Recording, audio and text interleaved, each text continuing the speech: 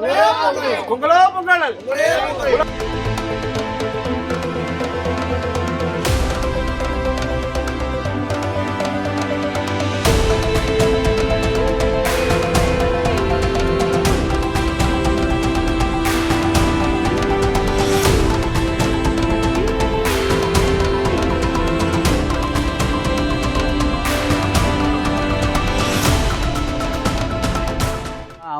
வம்பன் நாடு ரோட்டிலிருந்து வடக்கு கொத்தக்கோட்டையிலிருந்து வம்பன் நாடு ரோட்டிலிருந்து புறப்பட்டு தலையில் சுமர்ந்து கிருஷ்ண உரக்கடை அரசர்வட்டி கும்மங்குளம் வழியாக எனது மகளுக்கு சீரும் சிறப்பாக தலையில் சுமர்ந்து கரும்பு, தேங்காய், பச்சரிசி, விவேகானந்த காலண்டர் அனைத்து சாமானும் தலையில் சுமர்ந்து தலையில் கரும்பை பிடிக்காமல் 14 வேகத்தடையும் தாண்டி கும்மங்குளம் வழி செல்லும் பொழுது இரு தரப்பிலும் வயலில் வேலை பார்க்க ஆண் பெண்ணு சராசரி களக்கட்டை விட்டு வீசிட்டு கையெடுத்து கும்பிடுது.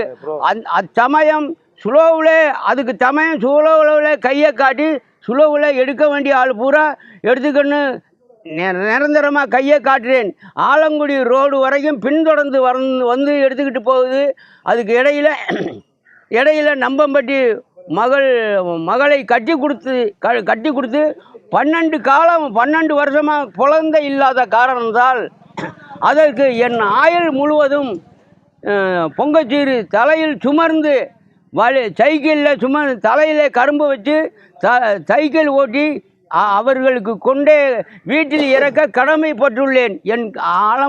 என் ஆயுள் காலம் வரைக்கும் சீரும் சிறப்பாக செய்ய கடமைப்படுவேன். இப்பெல்லாம் நவீன காலமாயிருச்சு. காசு ஜிபே போன்பேங்கிறாங்க, வேற ஆட்டோ இருக்குது, இந்த மாதிரி எல்லாம் இருக்கு. எதுக்காக சைக்கிள்ல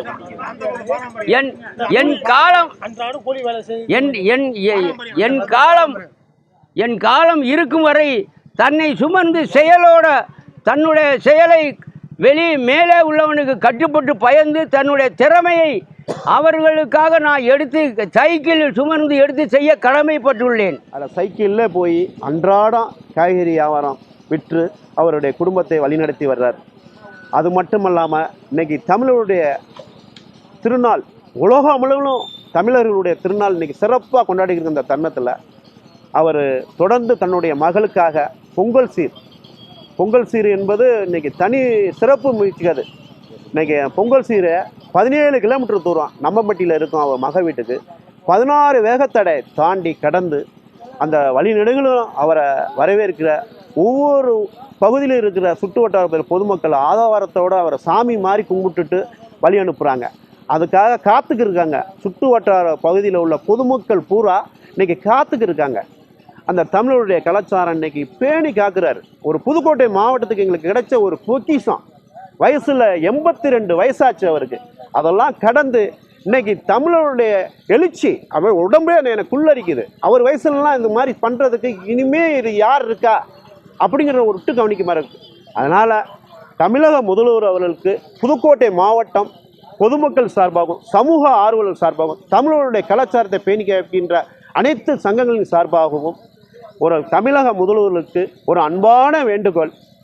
அவரை எம்எஸ் என்று செல்லாமல் அழைக்கக்கூடிய செல்லத்துறை ஐயாவை தமிழக முதல்வர் கௌரவப்படுத்த வேண்டும்.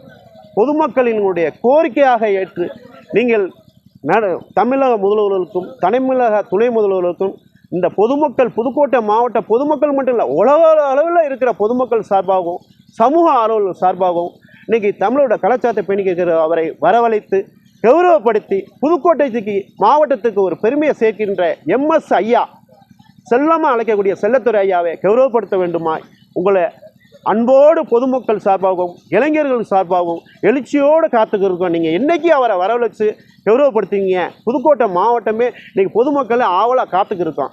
இன்றைக்கி இப்போ தொடர்ந்து அவர் 82 வருஷம் 82 வயசில் இன்றைக்கி அவர் சிறப்பாக பண்ணிக்கிருக்காரு. இன்றைக்கி 17 கிலோமீட்டர் தூரம் நம்பம்பட்டிக்கு மக வீட்டுக்கு இந்த சிறப்புமாக இந்த நாளில் அப்படியே வழி நடங்களும் அப்படியே சாமி மாதிரி அவரை வழி நடத்திருக்காங்க, காத்துக்கு இருக்காங்க. தமிழக திருநாளில் இன்றைக்கி பொங்கல் திருநாள் சிறப்பாக கொண்டாடிக்கிட்டு அந்த தருணத்தில் பொதுமக்கள் சார்பாக தமிழக முதல்வருக்கு மீண்டும் புதுக்கோட்டை பொதுமக்கள் சார்பாக அவரை வரவழைத்து அவரை கௌரவப்படுத்த வேண்டுமாய் பொதுமக்கள் சார்பாகவும் இளைஞர்கள் சார்பாகவும் தமிழனுடைய எழுச்சி மிகு அமைப்புகள் சார்பாகவும் அன்போடு கேட்டுக்கொள்கிறேன். பிளே ஸ்டோர் மற்றும் ஆப் ஸ்டோரில் இருந்து பாலிமர் செயலியை QR கோடு மூலம் பதிவிறக்கம் செய்யுங்கள். செய்திகளை உடனுக்குடன் பெறுங்கள்.